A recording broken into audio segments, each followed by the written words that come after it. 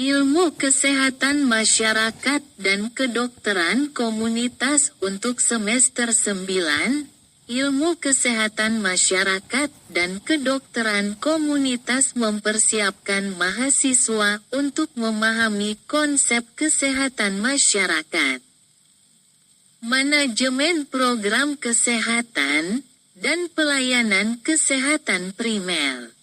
Pada semester 9, fokusnya adalah mendalami teori dan praktik terkait manajemen program kesehatan, analisis epidemiologi, dan pelayanan kesehatan primer. Berikut penjabaran lengkap. 1. Manajemen program kesehatan 1.1. Teori pencegahan penyakit melalui program promotif dan preventif promotif, promosi kesehatan definisi. Strategi untuk meningkatkan kesadaran masyarakat tentang pentingnya kesehatan dan mendorong perilaku sehat.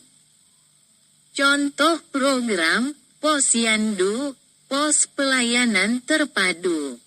Layanan kesehatan ibu dan anak, imunisasi, serta pemantauan tumbuh kembang balita.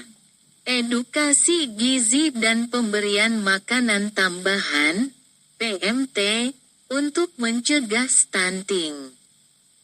Kampanye kesehatan, penyuluhan mengenai bahaya merokok atau pentingnya aktivitas fisik. Preventif, pencegahan penyakit definisi. Upaya untuk mengurangi risiko penyakit sebelum terjadi, pencegahan primer, atau meminimalkan dampak komplikasi, pencegahan sekunder dan tersier. Contoh program, imunisasi dasar lengkap untuk anak, BCG, DPT, polio, campak, dan hepatitis B. Screening penyakit tidak menular, EG, diabetes, hipertensi, pada kelompok risiko tinggi. Pemberantasan sarang nyamuk, PSN, untuk mencegah demam berdarah dengue, DBD.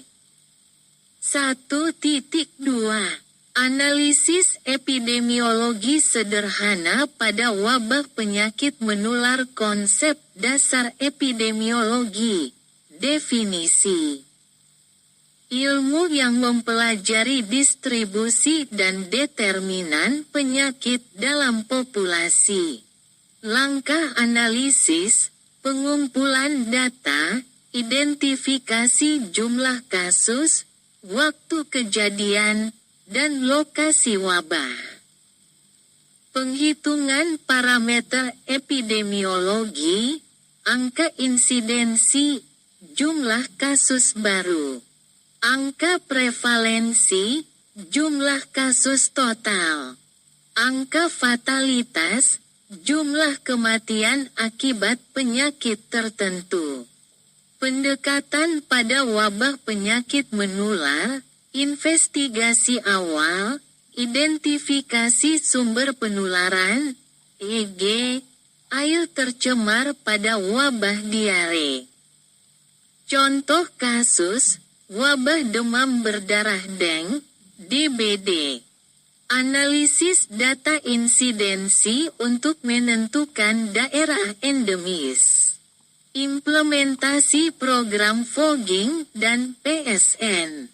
Wabah COVID-19, identifikasi klaster penularan.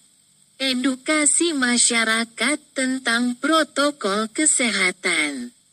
Penerapan data epidemiologi dalam kebijakan, data digunakan untuk merancang intervensi yang efektif, seperti distribusi vaksin atau penyediaan fasilitas isolasi. 2. Pelayanan kesehatan primer 2.1.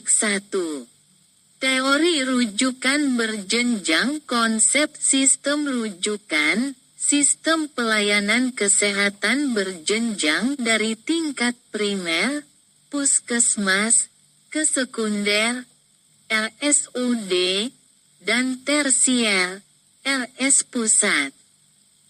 Bertujuan memastikan efisiensi, efektivitas, dan kesinambungan pelayanan kesehatan.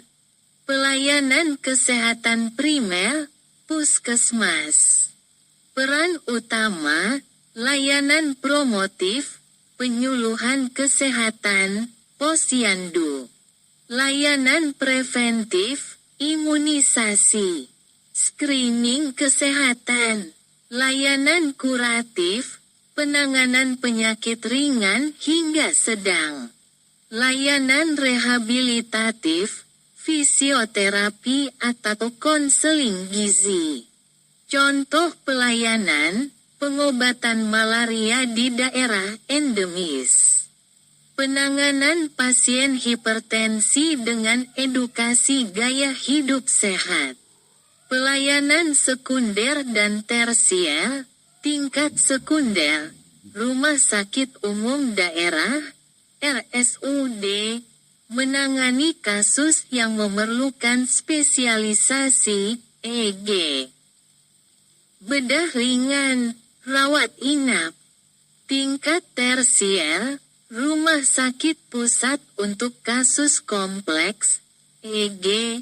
kanker stadium lanjut, bedah saraf. Contoh kasus rujukan. Pasien dengan preeklampsia berat dirujuk dari puskesmas ke RSUD untuk persalinan dengan seksio sesarea. Pasien infak miokard akut dirujuk ke RS Pusat untuk pemasangan stent koroner.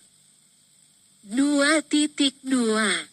Manajemen penyakit tidak menular di tingkat puskesmas. Pendekatan pencegahan dan penanganan penyakit tidak menular, PTM. Penyakit seperti hipertensi, diabetes mellitus tipe 2, dan obesitas memerlukan pendekatan holistik. Langkah penanganan PTM di puskesmas: deteksi dini, screening tekanan darah untuk hipertensi. Pemeriksaan gula darah sewaktu untuk diabetes. Edukasi pasien. Penyuluhan tentang pentingnya pola makan rendah garam dan olahraga rutin untuk hipertensi.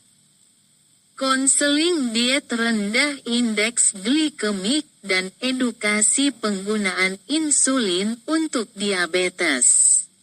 Farmakoterapi, pengobatan antihipertensi, e.g. amlodipin untuk pasien hipertensi. Penggunaan metformin atau insulin pada pasien diabetes. Contoh program inovatif: Posbindu PTM, Pos Pembinaan Terpadu Penyakit Tidak Menular. Pusat Komunitas untuk Deteksi Dini, Edukasi, dan Tindak Lanjut PTM.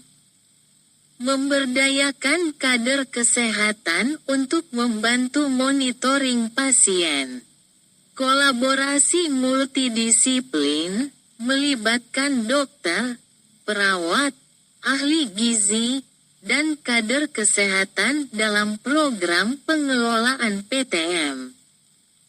Kesimpulan ilmu kesehatan masyarakat dan kedokteran komunitas pada semester 9 berfokus pada pemahaman dan penerapan manajemen program kesehatan, analisis epidemiologi, dan pelayanan kesehatan primer. Mahasiswa dibekali kemampuan untuk mendesain dan menjalankan program promotif preventif, menganalisis data epidemiologi, dan menangani penyakit tidak menular di tingkat puskesmas. Pengetahuan ini penting untuk membangun sistem kesehatan yang berkelanjutan dan efisien.